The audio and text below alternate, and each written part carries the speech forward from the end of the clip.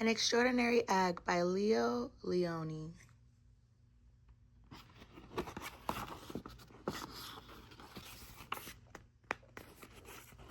On Pebble Island, there lived 3 frogs, Marilyn, August, and one who was always somewhere else.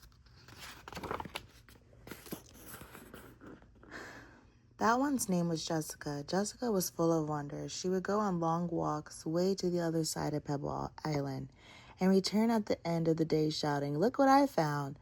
And even if it wasn't nothing but an ordinary little pebble, she would say, "Isn't it extraordinary?" But Marilyn and August were never impressed. One day, in a mound of stones, she found one that stood out from all others. It was perfect, like white like the snow and round like the full moon of a midsummer night. Even though it was almost as big as she was, Jessica decided to bring it home.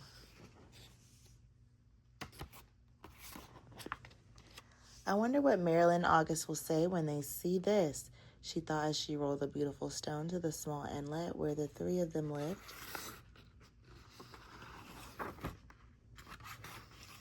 "Look what I found," she shouted triumphantly, "a huge pebble." This time Marilyn and August were truly astonished. "That is not a pebble," said Marilyn, who knew everything about everything. "It's an egg, a chicken egg." "A chicken egg?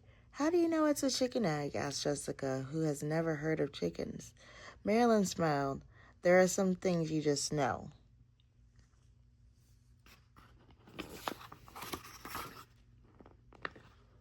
A few days later, the frogs heard a strange noise coming from the eggs. They watched in amazement as the egg cracked and out crawled a long, scaly creature that walked on 4 legs. "See," exclaimed Marilyn, "I was right. It is a chicken." "A chicken," they all shouted. The chicken took a deep breath, grunted, gave each of the astonished frogs a look, and said in a small, raspy voice, "Where is the water?" "Straight ahead," the frogs cried out excitedly.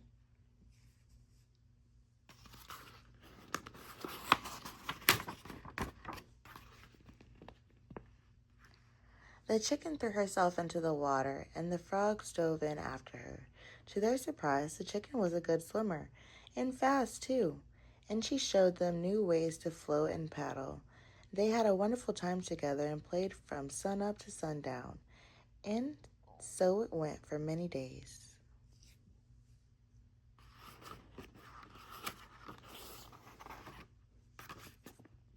Then one day when Jessica was somewhere else, August and Marilyn saw a commotion in the water below them. Someone was in trouble. Quickly, the chicken dove into the dark pool. August and Marilyn were frightened.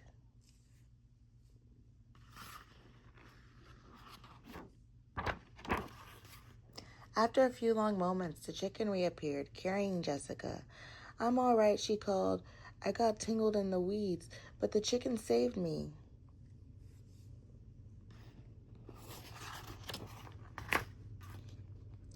From that day on, Jessica and her rescuer were inseparable friends. Wherever Jessica went, the chicken went too. They traveled all over the island. They went to Jessica's secret thinking place,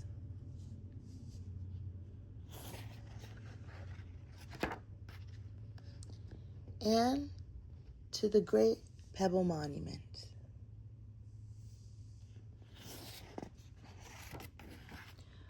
One day, they went to the place where Jessica had never been before. A red and blue bird flew down from the tree.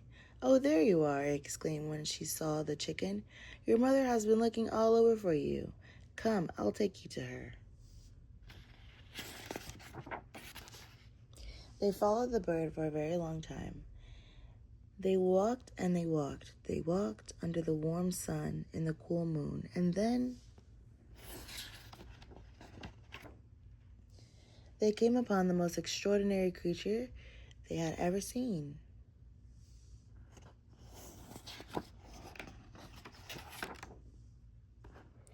It was asleep, but when it heard the little chicken shout, "Mother," it slowly opened one eye and smiled an enormous smile. And in a voice as gentle as the whispering grass said, "Come here, my sweet little alligator." And the little chicken climbed happily onto the mother's nose. "Now it's time for me to go," said Jessica. "I'll miss you very much, little chicken. Come visit us soon, and bring your mother too."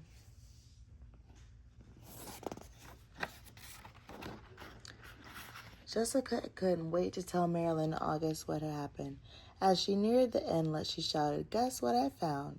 And she told them all about it. "And do you know what the mother chicken said to her baby?" Jessica asked. She called her my sweet little alligator." "Alligator," said Marilyn. "What a silly thing to say." And the three frogs couldn't stop laughing.